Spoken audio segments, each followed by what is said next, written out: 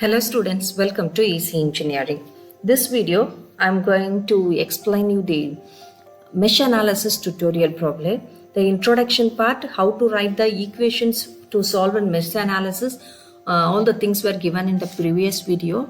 Links given in the description box. First find the introduction part, the procedure to write the equations.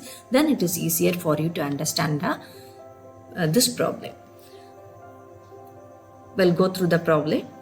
In the given circuit, find the current through 15 ohm resistor.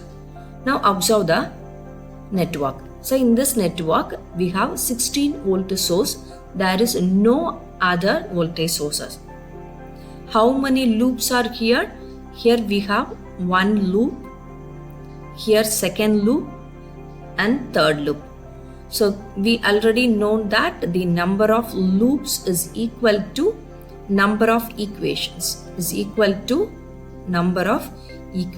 So here we could able to write 3 equations.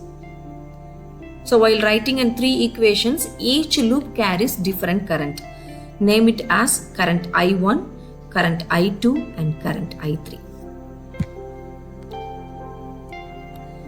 Now back to observe a circuit again clearly.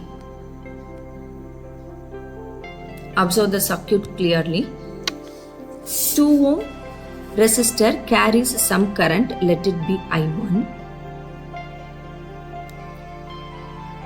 6 ohm resistor carries current, let it be I2. Similarly, I3 is a current through 9 ohm resistor. What should be the current through 8 ohm resistor?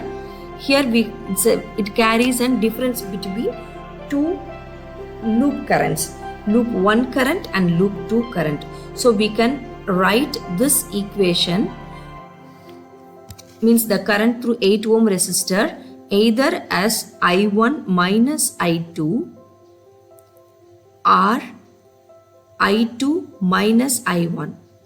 When am I to write it as I1 minus I2? While I am writing a loop equation for 1, you can use I1 minus I2.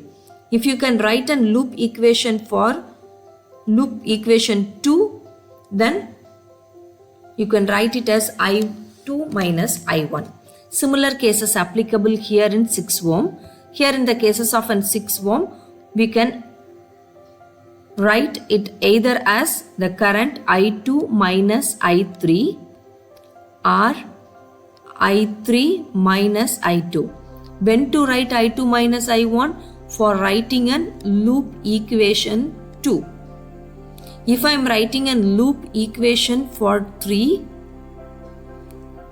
I may use I3 minus I2. What is the current through here? 15 ohm resistor is similarly series connected, so I3 is an same current. Okay, hopefully you can understand. With these things, will pass on to the equation writing. So while writing an equation, here 2 into I1, 8 into I1 minus I2 equal to potential drop 60. So rearrange an expression, I1, 2I1, 8I1, so 10I1 minus 8I2 equal to 60.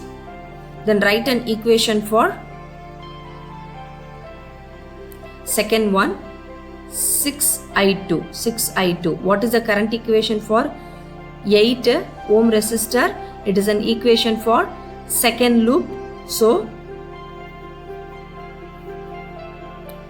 8 into I2 minus I1. Then equation for 6 ohm resistor, we are writing an equation for second loop, so it becomes I2 minus I3. What is a potential rise? No potential rise, no voltage source, so 0. So rearrange an expression, it becomes minus 8I1 plus 20I2 minus 6I3 equal to 0. Then write an equation for third loop. 9I3 15 I3. Then what should be 6? For writing an equation for third loop, it becomes I3 minus I2 equal to 0. So the final expression for rearranging all the currents, and minus 6 I2 plus 30 I3 equal to 0. So there are 3 equations framed according to Cramer's rule. According to Cramer's rule, write Ri equal to V or V equal to IR. So how many V's? Only one V, 60, 0, 0. Currents I1, I2, I3. Coefficient of I1. Coefficient of I1, we have 2 I1 currents. So 10, 8. Coefficient of I1 in third equation, 0. Then write an coefficient of I2. So I2 coefficient minus 8 plus 20 minus 6. See here. Then coefficient of I3, there is no I3 here, so 0. Then coefficient of I3 second equation minus 6, third equation plus 30. We framed an equation. What is asked in a question? Refresh the question once again. Find the current through 15 ohm resistor. So what is the current through 15 ohm resistor? Is none other than I3.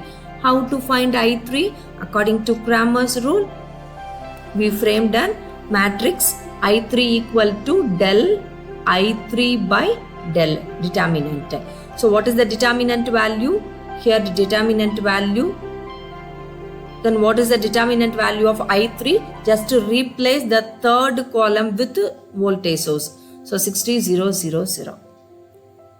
While solve the equation and the solution part of determinant value, all the things were known by you, and make an calculations, you have obtained a current equation as 0.77 amps for 15 ohm resistor. This is very easier for you to understand, and writing an equations using a Cramer's rule and solving the matrix, everything is very easier. Hopefully you can study it in mathematics. Mere applications of the same thing. Do in a positive way. Try to understand the problem once again. It is very easier. Then we can move on to the next model of an mesh analysis in the next video. Keep on watching all the videos. Press the link if you can understand the concept. Then make a subscription for getting further more videos. Thank you, students.